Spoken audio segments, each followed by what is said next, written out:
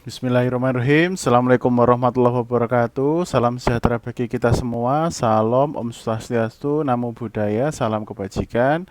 Halo teman-teman, selamat pagi, selamat siang, selamat malam, kapanpun teman-teman melihat video ini ya. Kembali lagi masih bersama saya. Kali ini saya masih membahas mengenai kelanjutan pembahasan soal SKB CAT untuk PBJ ya. Namun sebelum lanjut ke soal, silahkan pencet tombol like, subscribe, klik tombol lonceng. Yang subscribe tentunya saya doakan segala tes diberikan kemudahan. Teman-teman yang ingin sertifikasi PBJ dasar juga lancar dalam ujiannya. Oke, setelah ini saya akan sharing teman-teman yang sudah SKB ya, sudah SKB di PBJ ya. Nah ini alhamdulillah ada beberapa teman-teman nih, syukur dapat kabar yang ketika SKB memperoleh nilai yang cukup memuaskan ya. Kita doakan teman-teman kita ini semoga lolos ke pemberkasan ya. Amin ya rabbal alamin. Saya pun juga merasa sangat senang ya mendengar hal ini. Saya membuat kisi-kisi, membuat contoh-contoh soal SKB dan bermanfaat ya. Selanjutnya saya memberikan tips ya. Jadi untuk soal CAT itu ya jenis soal itu bermacam-macam teman-teman. Jadi tidak hanya soal cerita, tidak hanya soal A, B, C, D ya kan. Itu ada beberapa peluang kita mendapatkan soal-soal yang pendek-pendek ya. Nah maka dari itu sama seperti yang video-video sebelumnya yaitu mengenai amalan ya. Jadi tips dari saya selanjutnya itu kuatkan amalan teman-teman ya ibadah langit ya. Misal sesuai dengan agama masing-masing, monggo silahkan lebih mendekatkan kepada Sang Pencipta ya. Kemudian doa dari orang tua teman-teman. Jadi sepintar apapun teman-teman ya, saya paham teman-teman itu pasti pintar-pintar yang lolos SKP ini. Namun jika tidak ada eh, bantuan ya, bantuan dari doa ya, dari doa orang tua, dari doa keluarga lah bahasanya, itu tidak akan dilancarkan ya. Jadi seperti itu peluang-peluang teman-teman untuk mendapatkan soal-soal yang mudah, kemudian jawaban yang mudah, semoga terlaksana ya. Saya doakan yang nonton di sini semua lulus semua dan lanjut ke pemberkasan. Amin ya. Oke, cukup sampai di situ. Kita lanjut ke soal ya. Oke, untuk soal nomor 1, tim pengawas pada penyelenggaraan swakelola tipe 4 ditetapkan oleh A. PA atau KPA, penanggung jawab anggaran, B. PPK, penanggung jawab anggaran, C. Pimpinan organisasi masyarakat, D. Pimpinan kelompok masyarakat. Sama seperti soal sebelumnya, kita kasih timer 5 detik, nanti akan muncul jawaban yang tepat beserta dasar jawaban ya. Oke, kita langsung hitung mundur, jawabannya apakah A, B, C, atau D. Ingat tipe 4 ya. Ya, jawabannya yang D ya, pimpinan kelompok masyarakat. Teman-teman bisa lihat dasar peraturan lembaga LKPP ya, nomor 3 tahun 2021 halaman 5 huruf D ya. Jadi swakelola tipe 4, tim persiapan, tim pelaksana dan tim pengawas ya. Nih, tim pengawas ya. Kemudian ditetapkan oleh pimpinan kelompok masyarakat. Jadi jawaban yang tepat adalah yang D, pimpinan kelompok masyarakat. Oke, next. Pelaksana penelitian ditetapkan berdasarkan hasil kompetensi melalui A. Sayembara jasa konsultasi, B.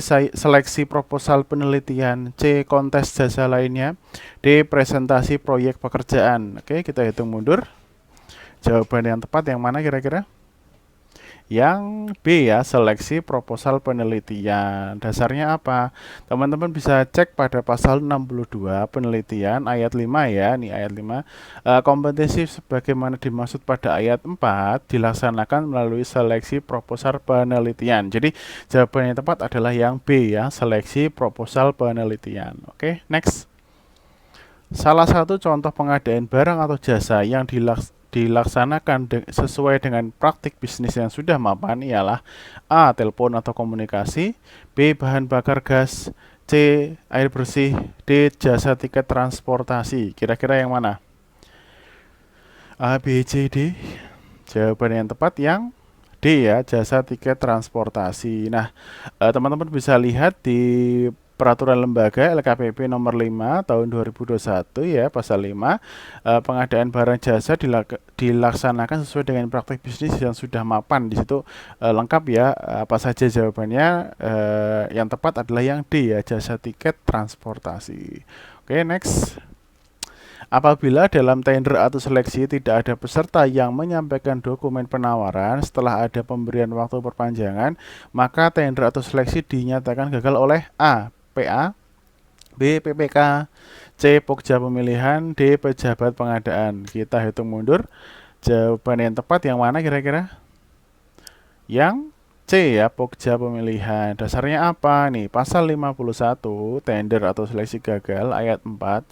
Prakualifikasi gagal sebagaimana dimaksud pada ayat 1 dan tender atau seleksi gagal sebagaimana dimaksud dalam ayat 2 huruf A sampai huruf H dinyatakan oleh Pokja pemilihan. Jadi jawaban yang tepat adalah yang C ya. Jadi kalau misal PA atau KPA itu ketika ada KKN yang melibatkan Pokja, PPK dan sebagainya. Itu biasanya di huruf I kalau nggak salah. Oke, next. Penyusunan HPS diperlukan pada pengadaan A. Pembelian laptop melalui e-purchasing, B. Pengadaan ATK senilai 20 juta, C. Tender pekerjaan terintegrasi, D. Pengadaan tinta printer senilai 10 juta. Kira-kira yang mana? Jawaban yang tepat. Yang mana? Yang B ya, pengadaan ATK senilai 20 juta. Nah, ini teman-teman bisa lihat peraturan lembaga nomor 12 tahun 2021.